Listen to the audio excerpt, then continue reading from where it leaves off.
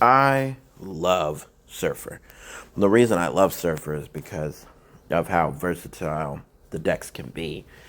Three cost is a great this is a great cost, and a lot of the tech cards are in three cost. The good scalers are in three cost. There's just a lot you can do. You can do ongoing. You can do on reveal. You can throw in some four cost to pump in more power.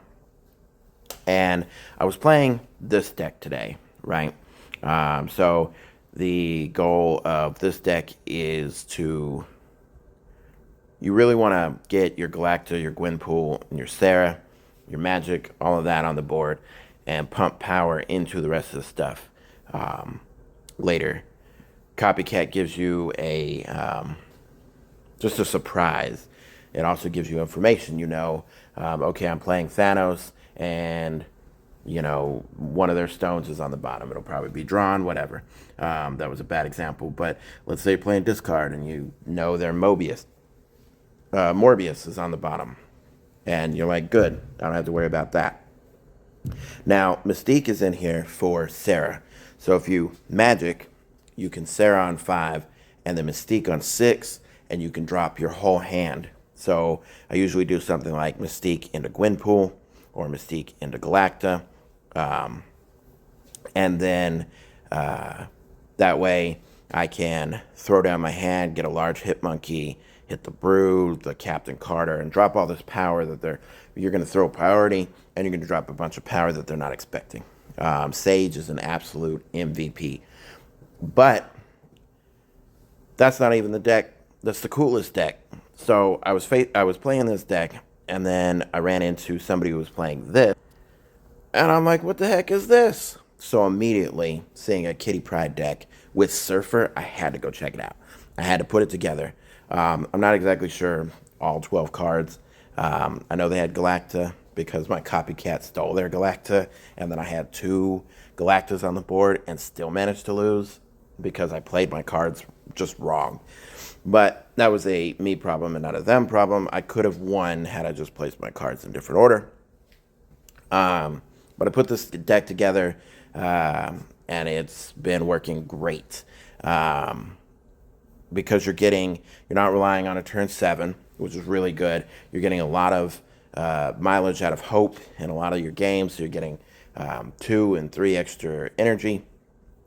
Even just that 1 extra energy is great. You can play Sarah on 4, or if you have to play Sarah on 5, a lot of times you can play Sarah plus Kitty.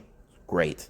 Elsa actually adds a lot of power across the board. She is hitting before things reveal, so that's very nice. It's not so good for Brood because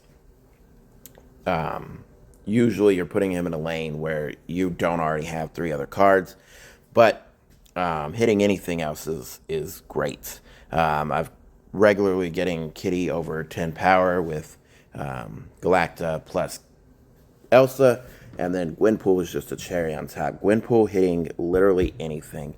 Now, I probably will end up putting in Shaw instead of Copycat, just because I want a little bit extra power. Copycat is great, but that extra power, especially when you've got Galacta and Elsa, it's just fantastic. But that being said, you could always tech in if you feel you need more tech cards. You can play with the deck a little bit, but Sage is really a powerhouse. Gwenpool would probably be your other card you could take out for something. It's great.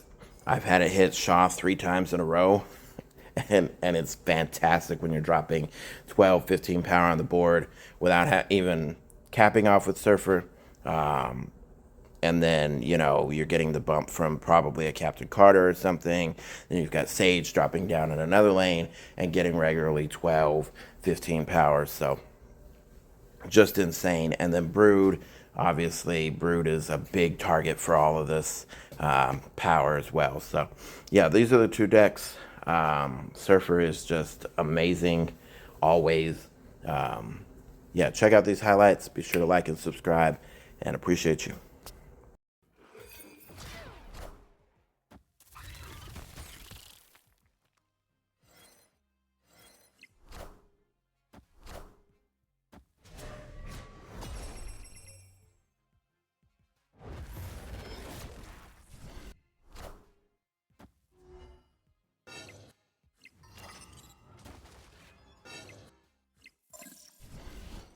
Avengers!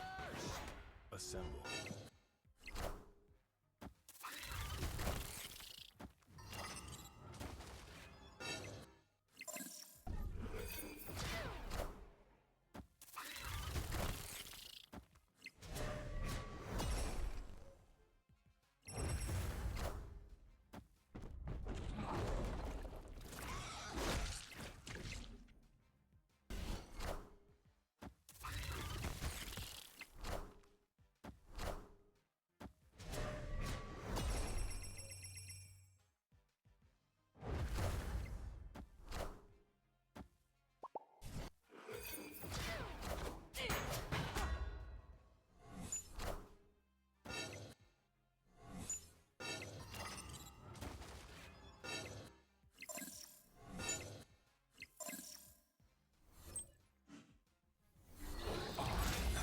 Apocalypse!